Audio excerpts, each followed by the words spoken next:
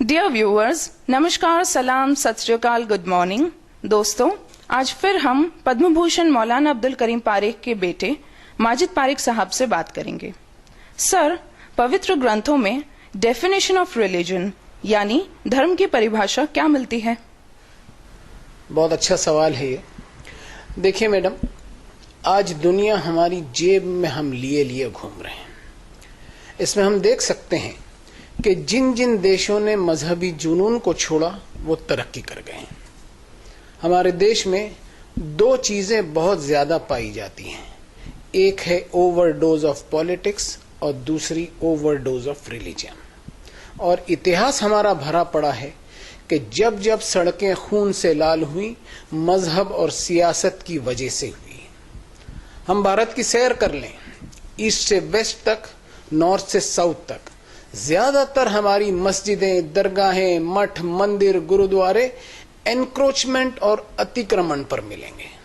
इस पर हम सोचें कि हम पब्लिक प्रॉपर्टी का धर्म के नाम पर अतिक्रमण करें सिर्फ इसलिए कि हमें ईश्वर की इबादत, प्रार्थना और वर्शिपिंग करनी है, तो मैं समझता हूं कि हम एक तरफ पब्लिक प्रॉपर्टी का अतिक्रमण कर रहे हैं और दूसरी तरफ भगवान की इबादत, पूजा, वर्शिपिंग की उसे रिश्वत पहुंचा रहे हैं। हम सोचें कि क्या वो इससे खुश हो जाएगा? हम देख रहे हैं कि मुसलमान बनाने की कोशिश की जाती है, हिंदू बनाने की कोशिश की जाती है, ईसाई बनाने की कोशिश की जाती है, कहीं इंसान बनाने की कोशिश नहीं की जाती। अब धर्म की परिभाषा पवित्र ग्रंथों में मिलती है, वो मैं आपको बताऊं। अराइतल्लज़ी युकज़्ज़िबु बिद्दीन, क्या उस आदमी पर गौर किया है जो असल धर्म को रिजेक्ट करता है? फ़ज़ालिकल्लज़ी यदउल यतीम, ये वही हो सकता है जो किसी यतीम, अनाथ, बेसहारा और वंचित की भलाई की जिम्मेदारी से अपने आप को दूर रखता है।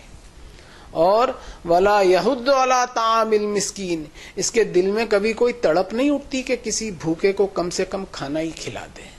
इसके खुद के डाइनिंग टेबल पर एक से बढ़कर एक चीजें होती हैं, लेकिन इसे कभी किसी भूखे की भूख का एहसास नहीं होता।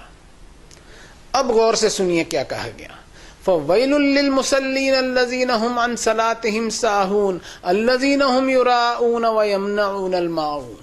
सो बर्बादी है ऐसे नमाज पढ़ने वालों की, ऐसे इबादत करने वालों की, ऐसे पूजा अर्चना, उपासना और वर्शिपिंग करने वालों की जो इबादतें तो बहुत करते हैं, लेकिन उनकी इबादतों में केवल दिखावा होता है। उनकी इबादतों ने उनका कैरेक्टर और किरदार ऐसा नहीं बनाया कि वो इंसानों के छोटे मोटे काम भी आ सकें। बस सड़कों पर दिखावे और शोर शराबे से भरपूर होती हैं उनकी इबादतें, और इंसानी हमदर्दी से कोसों दूर रहती हैं।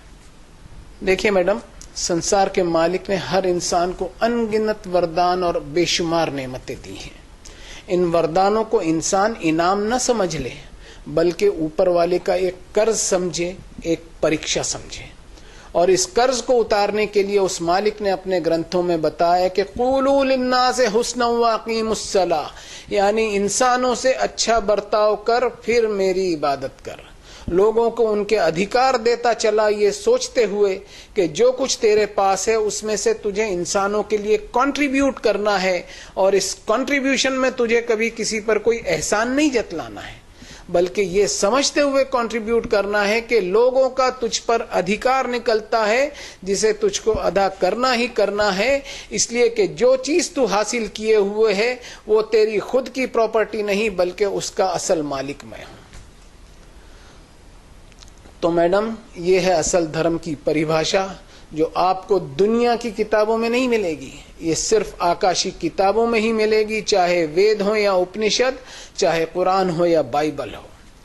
प्रोपेगेंडा ऑफ रिलीजियोसिटी, यानी अपने आप को धार्मिक बताने की एक होड़ लगी हुई है कि किसी स्टाइल या कलर के कपड़े पहन ले, या कोई रूप धारण कर ले, या कोई हुलिया बना ले। ये सब धर्म के नाम पर आडंबर के सिवा कुछ नहीं है, इनसे कोई फायदा हासिल नहीं होगा। Thank you very much Parekh साहब।